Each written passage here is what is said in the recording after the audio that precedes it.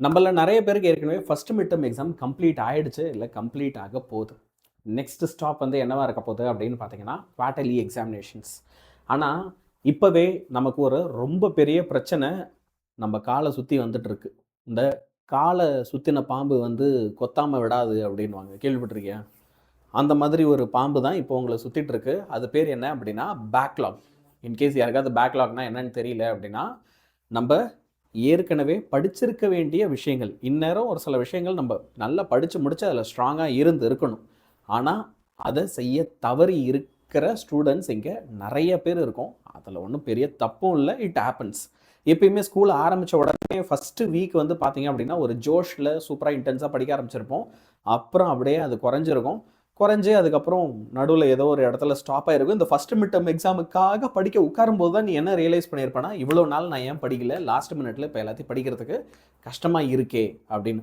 அதுலேயும் முக்கியமாக வந்து பார்த்தீங்கன்னா இந்த ஹையர் கிளாஸஸில் 11th 12th இருக்கிற பசங்களுக்கெல்லாம் போர்ஷன்ஸ் அதிகமாக இருக்கும்.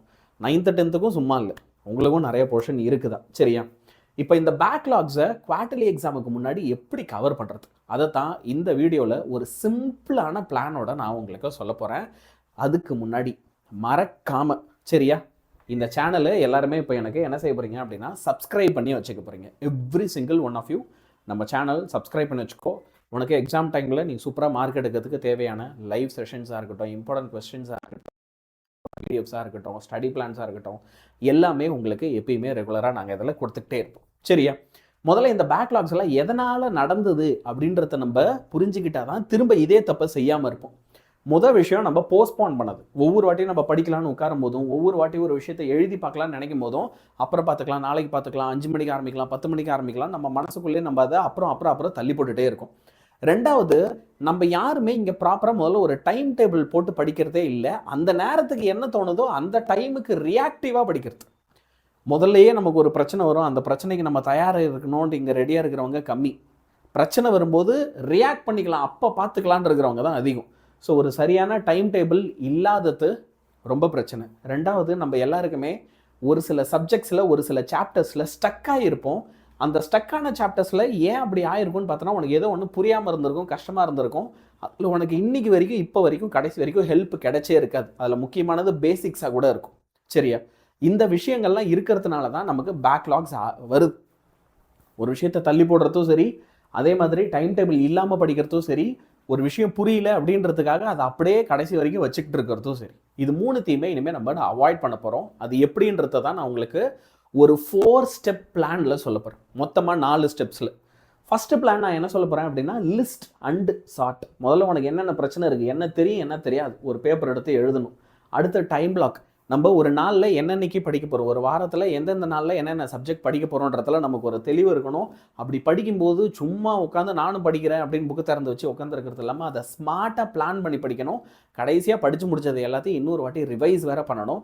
அப்படி ரிவைஸ் பண்ணால் மட்டும்தான் இது எல்லாருக்குமே பக்காவாக ஒர்க் அவுட் ஆகும். அப்போது ஃபஸ்ட்டு விஷயம், இந்த லிஸ்ட் அண்ட் சார்ட் அப்படின்றது இருக்குல்ல, என்ன ஒன்றுமே இல்லை, ஒரு பேப்பர் எடுத்து உனக்கு ஃபிசிக்ஸில் என்னெல்லாம் தெரியாது, கெமிஸ்ட்ரியில் என்னெல்லாம் தெரியாது சார், சோஷியல் சயின்ஸ் 10th பையன் சார் நான், எனக்கு 10th என்னெல்லாம் எந்தெந்த சாப்டர்லாம் தெரியாது எல்லாத்தையுமே எடுத்து எழுதிட்டு அதில் நீ என்ன பண்ணு, எதெல்லாம் ஈஸியோ அது பக்கத்தில் ப்ராக்கெட்டில் ஈஸின்னு போடு, எதெல்லாம் ரொம்ப கஷ்டமாக இருக்கிறதெல்லாம் ஹார்டுன்னு எடுத்து போடு. ஈஸியாக இருக்கிறதெல்லாம் ஒரு பேப்பரில், ஹார்டாக இருக்கிறதெல்லாம் ஒரு பேப்பர்லன்னு திரும்ப பிரித்து எழுது. அவ்வளோ நீ கஷ்டப்படக்கூட வேணாம், நீ ப்ராக்கெட்டில் எழுதாம் போதும். நீ எவ்வளோ பெரிய சோம்பேறின்னு எனக்கு தெரியும். ஸோ அதனால் திரும்ப இன்னொரு பேப்பரில் எழுதாத, ப்ராக்கெட்டில் ஈஸி ஹார்ட் இதை மட்டும் போடு, தட் இஸ் இனஃப். ஆனால் எழுது, தயவு செஞ்சு எழுது, சரியா? அடுத்து, இப்போது நீங்கள் என்ன செய்யணும், உங்களோட நேரத்தை பிளாக் பண்ணணும். இந்த பெரிய பெரிய சிஇஓலாம் வந்து பார்த்தீங்க அப்படின்னா அவங்க நேரத்தெல்லாம் பிளாக் பண்ணுறதுக்கு பக்கத்துலேயே ஒரு அசிஸ்டண்ட் வச்சுருப்பாங்க.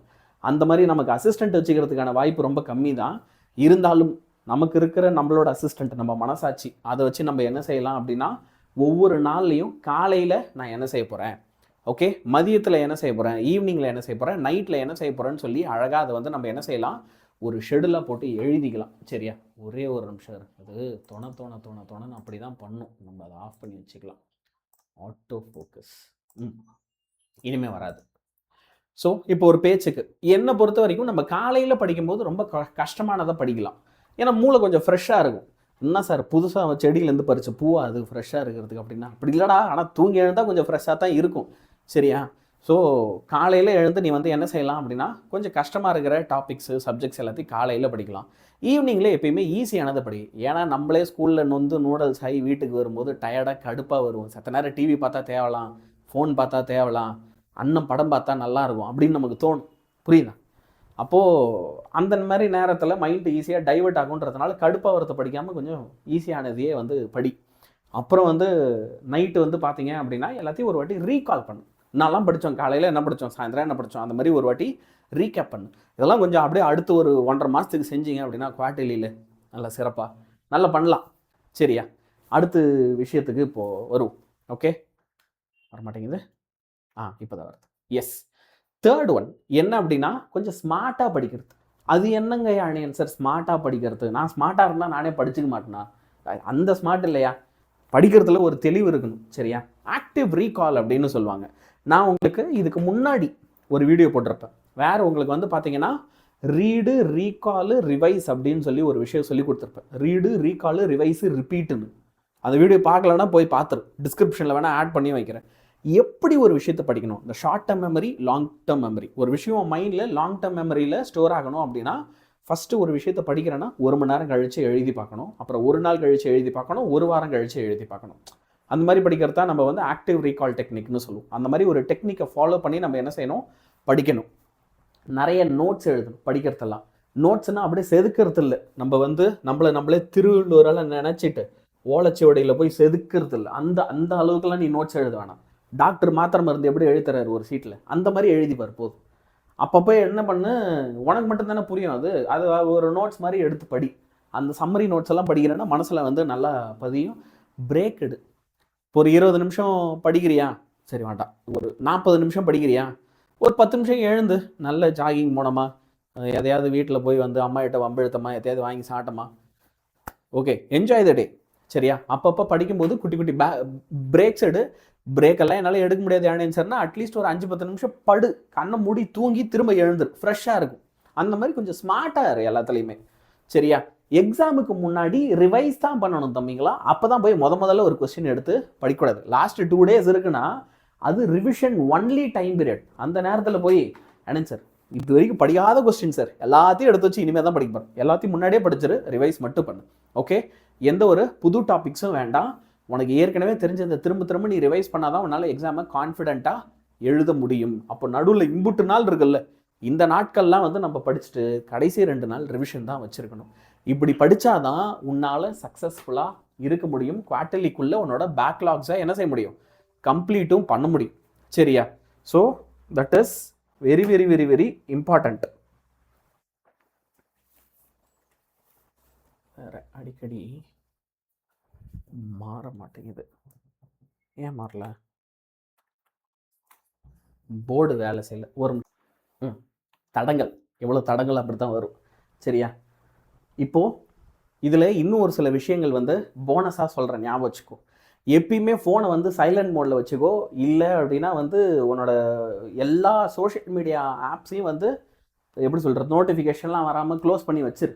சரியா? நோட்டிஃபிகேஷன் வராமல் வச்சுக்கேன், அதே வந்து ரொம்ப நல்லது.